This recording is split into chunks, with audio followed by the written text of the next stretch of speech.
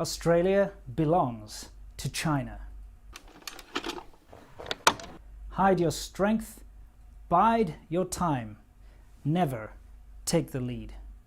These are some famous words from Deng Xiaoping, and they basically mean don't ever show your full hand of cards and don't let anyone know you have an ace up your sleeve. And this philosophy is something that he put into place when he opened China up. For those of you who don't know Deng Xiaoping, very briefly, he's the guy who changed China from a very poor, destitute, starving nation with many troubles into what it is today, which is a thriving economy and, a nation that's been on the up and up forever and ever. And the way he did this was to open China up to foreign investment by, saying, hey, rest of the world, you can come and set up your factories here in China. You can come and invest in China. And he set up these special economic zones like Shenzhen and Zhuhai, etc. No need for a history lesson here. All you need to know is that he made a lot of good, positive changes to China, but he was also the guy in charge when the Tiananmen Square massacre happened. Anyway, this idea of biding your time and hiding your strength has been very effective when it comes to Australia. Hi Winston, I've been following you and Seamilk for a few years and appreciate your honest appraisal of life in China. I live in Sydney, Australia, and your recent video really struck a chord with me. Where to start? This is a difficult topic to address as the line between what's xenophobic and what is genuine criticism of the Chinese government is often muddied. I guess that's part of the problem. 3 times a week I receive a voicemail on my phone in Mandarin. Friends translate for me, and I've learned that the messages range from extortion attempts to you better vote for this guy in the upcoming election. I've watched Australia evolve to a point that I no longer recognize. Our housing market is dominated by Chinese buyers who are not Australian citizens, but manage to purchase large numbers of apartments and houses. This has caused the market in all capitals to jump to a point where the average Australian can't buy a house. The Australian government is so reliant on trade that they're selling Australia out. Major infrastructure is usually carried out by Chinese companies, and Chinese property developers are purchasing large portions of land. Politicians with Chinese heritage have recently had links to the Chinese government proven, but still, nothing changes. 90% of international students are from China, which in turn creates an us versus them mentality. The beautiful multicultural environment which Australia once was is no longer. My nephew recently reported that he was studying Confucius as part of the state-approved syllabus. My concern is that Australia is too reliant on China. The warning signs are there, but I worry that without proper conversation, China's influence in Australia is only going to help China. The last thing I want is for this to read like the rantings of a madman. Everything I've documented can be found with one Google search. So as you can see from that letter, my subscriber is incredibly worried about the influence China has and how it's actually changed his way of life. This is something I've received from different people. I've got comments about this. I've gotten various emails. I've had some Skype meetings of people who are very upset. One guy had a long Skype meeting with me the other day and told me how him and his wife were bidding for a house that they were going to buy in Adelaide, and what happened was they went in there with to the real estate agent and all that, and they were getting a loan from the bank, so they were busy doing the paperwork to apply for the loan. And while they were busy trying to get their loan papers in order, a Chinese customer came in and said, hey, I want the house, I'll pay cash. And of course it was sold to the Chinese client because it's cash up front, it's money right there, and the seller wouldn't have to wait for the loan papers to go through, etc., etc. This has of course led to quite a lot of animosity from local Australian people towards the Chinese diaspora, which has been seen for a long time as encroaching on the Australian way of life, changing the way neighborhoods look, changing the way people are allowed to talk in school, and basically just changing the political landscape too. I'd like to talk about this, but we have to be firm and we have to be fair. I do not want in any way, shape or form for my videos to ever spark hatred towards any specific group. What we have to understand here is it's not the Chinese diaspora, but it's the CCP and its United Front, what's it called? United Front Work Department, something like that. We'll just call it the United Front from now on.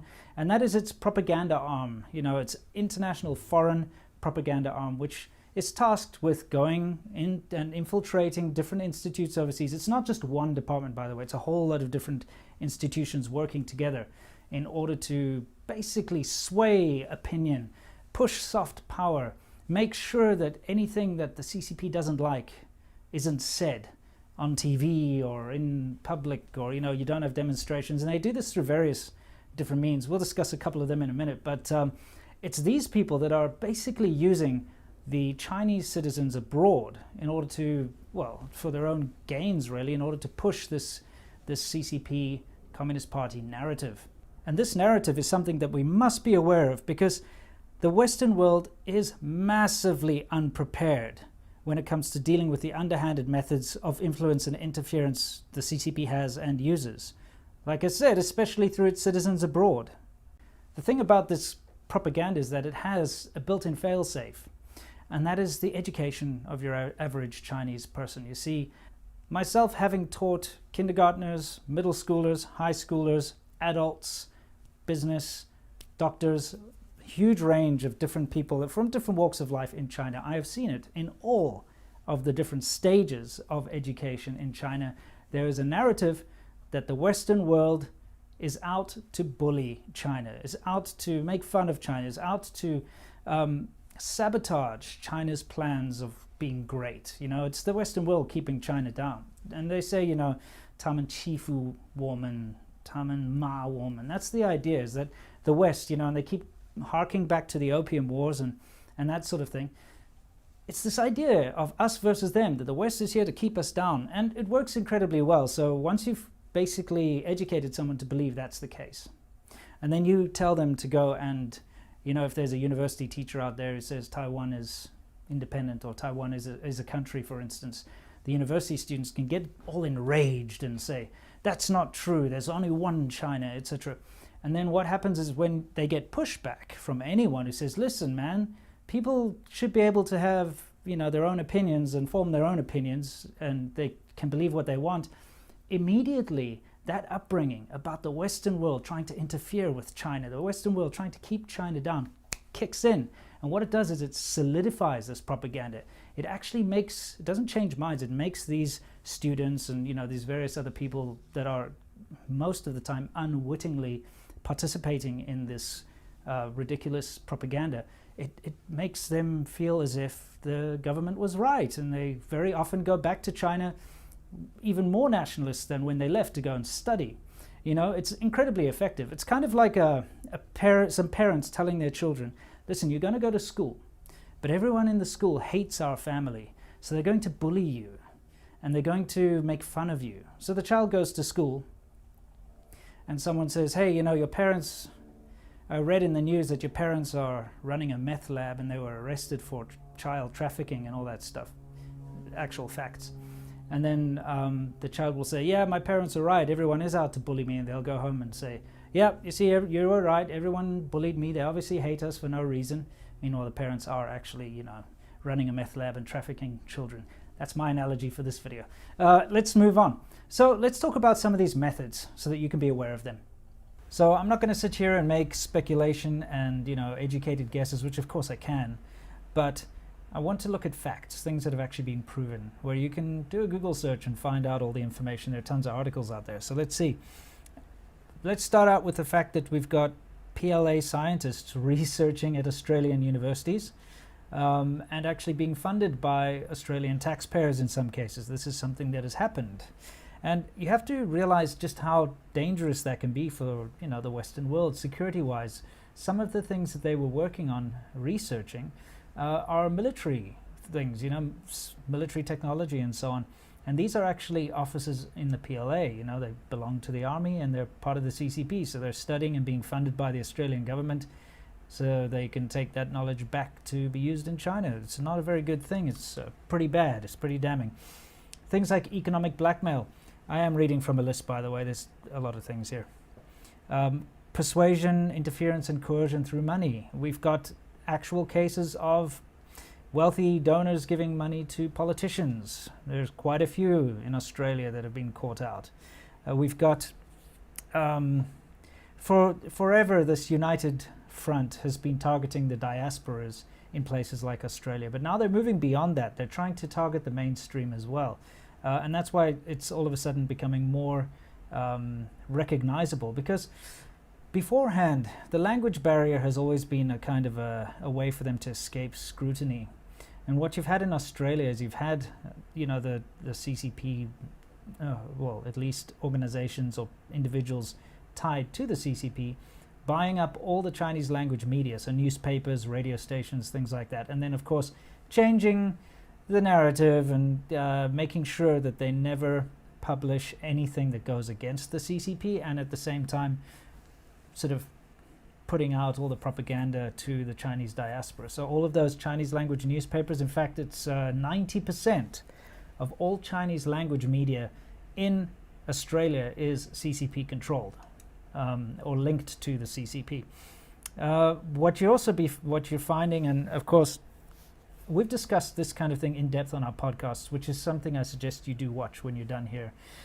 You have different organizations acting on behalf of the CCP, student associations, things like that. They basically get a direction or directive, and this has been proven, so I'm not just talking, nonsense, I'm not pulling this out of the air. They get a directive from the consulate, the PRC consulate, to like, hey, there's going to be a pro-Tibetan march, or there's going to be a free Hong Kong thing, just go there and make sure that you disrupt it, or, try your best to sabotage it, in whichever way you can. That's happened quite a lot. There have been tons of cases and reports of during the elections that the Chinese diaspora is getting phone calls, and if they don't want a certain person to be in power, they'll basically just spread a bunch of nonsense saying this person is anti-China, so don't vote for them. And that works very well. If you look at my videos, I started to get horribly attacked when certain people started to say, oh look, he's anti-China, even when I wasn't, when I was incredibly pro-China. It just, somebody has to say this foreigner is anti-China. And because a lot of Chinese people living overseas and in China, of course, can't understand English, so if they watch my video, they don't know what I'm saying, but because someone said that I'm anti-China, they will immediately dislike me and go and attack me. And that's very, very effective. What else do we have here? Things like the universities bowing to pressure, because there's so much money coming in from the Chinese international students that if a professor says something that along the lines of, hey, Taiwan is a independent country, like I said, or anything, starts to talk about the Uyghurs being persecuted, they'll kind of get a little nudge from the management saying, hey, listen, it's rather don't say that, and the people are self-censoring, etc. There have been quite a few cases of professors and so on getting pressured not to say certain things. That's also it's out there in the news. You can go read it. We also have this situation of business being used as a weapon, where Chinese businesses will basically threaten to cut off supply or cut off orders or things like that if certain people say certain things. So it's kind of it's fairly subtle in some terms, but in other terms not. Anyway, look, this is a very long list that I've got here. I could keep reading, but just to give you an idea of kind of what's been going on. At the end of the day, we have to acknowledge what's going on here. We can't just keep turning a blind eye.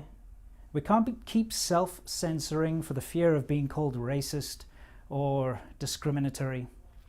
And also, just because we have, very pleasant and nice Chinese friends, in my case, very nice, wonderful Chinese family, I can't self-censor myself. When I see the CCP doing bad things, when I see the CCP trying to influence what people think, in a ridiculous manner, I'm going to stand up and I'm going to talk about it. I've been doing it for a while now, and you're going to see me doing it even more and more loudly in the future. However, we should not take out our frustrations on a group of people. Like I said, when it comes to the Chinese diaspora, a lot of the people that have moved out of China have moved out because they don't like it there. Or they've gone for, better, greener pastures, or whatever the case. And a lot of the Chinese diaspora are fantastic, wonderful, caring people, exactly the same as you and me. It's the bad apples in between them that really give everyone else a bad name. But we have to be alert, and we have to know how to identify these bad apples and these meddlers and these people that are out to change your opinions, and force your opinions to change through harassment campaigns, through threatening to get people fired, through harassing and threatening your family and things like that. So let's keep an eye out for these things. And as always, just like the awesome Chinese friends I have and the awesome Chinese family I have, I would like all of you out there to stay awesome. Don't forget, next Friday, just in time for a beer, you can catch another Serpent ZA. On Wednesday, we've got Sea Milk, Lau86. Go check him out. He's fun, he's interesting, he's got some different insights into China than I do. Most importantly, though, Monday we've got ADV China. And if you want to learn more about soft power and what the Chinese Communist Party is up to around the world trying to influence people, you should really check out our podcast, which you can find every second Thursday.